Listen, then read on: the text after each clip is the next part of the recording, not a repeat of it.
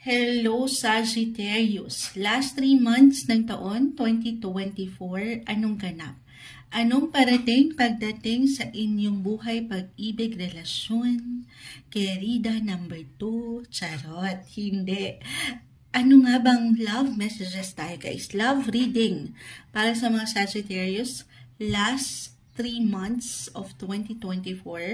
Anong guidance, mensaheng gabay po, at anong marahil gustong sabihin sa'yo ng taong mahal mo? Message, Sagittarius, last 3 months of 2024, love messages po. Para sa mga taong maaaring makapakinig nito, guidance. Okay, this time cut natin ito into 3. Tayo po ay live na live sa YT. Balikan natin sila maya-maya.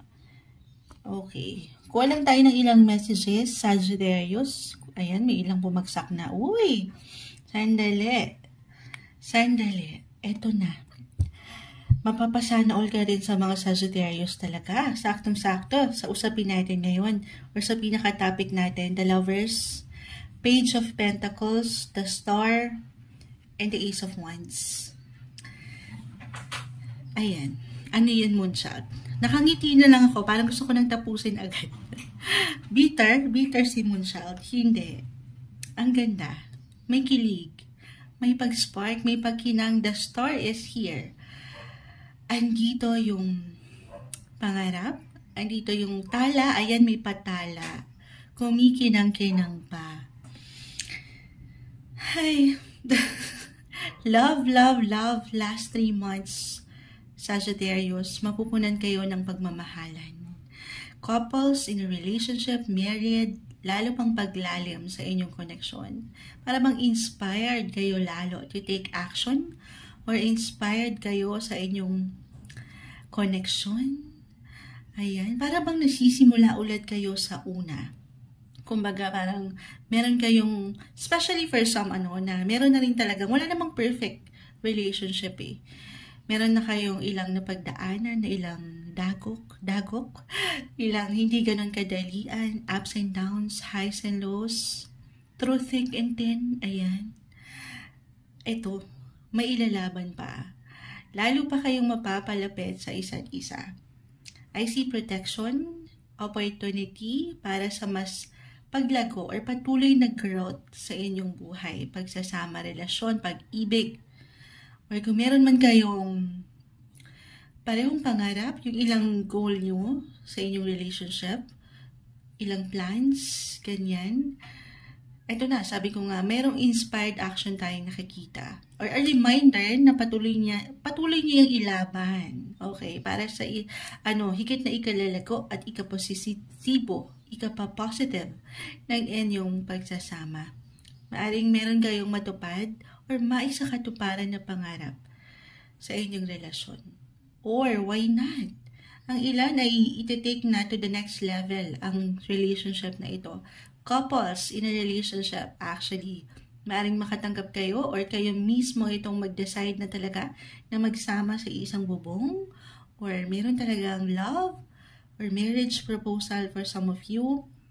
Parang destiny yung aking nakikita dito. Destined for new beginnings, may pag-level up, leveling, mayroong fresh chapter pagdating sa inyong buhay, relasyon. Single, syempre pa hindi kayo pauhuli. Actually, puro new ito, yung aking nakikita. It could be a renewal, okay, rebirth, new beginnings. Ay, ang ganda. Ang ganda. Para bang higit kayong nagiging mainit, inspired, determined, motivated, and yung discipline po ay narito. Alam ko ang tamis.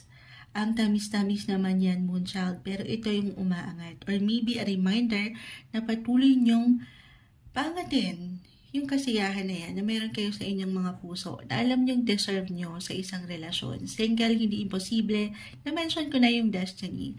Maaaring merong someone na dumating or makilala kayo or ngayon pa lang na nasa dating stage na nanaisin nyo na maging attached or mag-decide na kayong maging couple. Why not? Ayan. I see love. Love and new beginnings. Add tayo. Para sa mga Sagittarius, buhay pag-ibig last 3 months ng 2024, Sagittarius, Sun, Moon, Venus, Rising. Ayan, babalikan ko ang live natin. Meron ng bumagsak. The third house. Uy. And Aries. Again, hindi kailangan yung pinaka-sign, pero yung energy ng Aries, nag-aalab, nag-iinit, punong-puno ng enerhiya to take action, motivated. Ayan. 3. It's all about connection, communication, travel. Okay? Or meron kayong pag-uusapan na mahalaga, umaangat yung communication nyo. Or maybe, sign ito na to have that open communication na napakahalaga sa isang connection. Kahit over the net ito, for some of you na malayo sa isa't isa, LDR ang relationship ngayon, or single, maaaring meron someone over the net na meron kayong makilala, hindi imposible. Inspired. Ang ganda.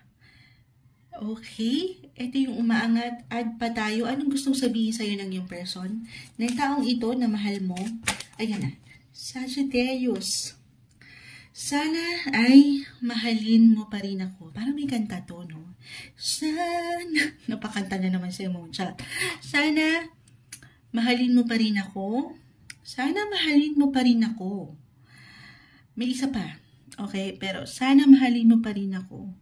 Ito, maaaring mag-apply dito sa ilang, actually, sama na natin to. Ako ang may problema, hindi ikaw. Sana mahalin mo pa rin ako. Okay, so umaangat yung love pa rin na dumaan sa ilang hindi ganun kagaanan. Marahil kaya umangat na yung ang tamis, no? Ang ganda, new beginnings, fresh starts, renewal, rebirth sa relationship. Kasi dumaan na kayo sa hindi ganun kadalian sa relasyon. Dumaan na kayo sa ilang difficulty, challenges na hindi naging madali panghawakan. Hindi nyo pa man yan ma-realize, okay? Single. Maaaring ito yung waiting game. Kung naiinip na kayo, bakit wala? Sana patawarin mo ko. Hindi naman kailangan yung pinaka-word. At ngayon lang ako. Ako may problema, hindi tayo pinagtagpo agad. Dahil sa ilang personal agenda, mayroong dahilan. Pero anito, nakikita ko na yung mahalin mo pa rin ako. Yung attachment sa inyong connection. Okay, wala daw ang problema sa'yo or ano pa man, pero maaaring ito yung ilang dahilan or hindi tayo nagiging aware minsan. Pero this time, mas maliwanag na, mas merong klaro, umaangat ang pag-ibig para sa inyo. Ito yung messages na nagpakita, umangat sa inyong cards last 3 months of 2024, love messages, Sagittarius.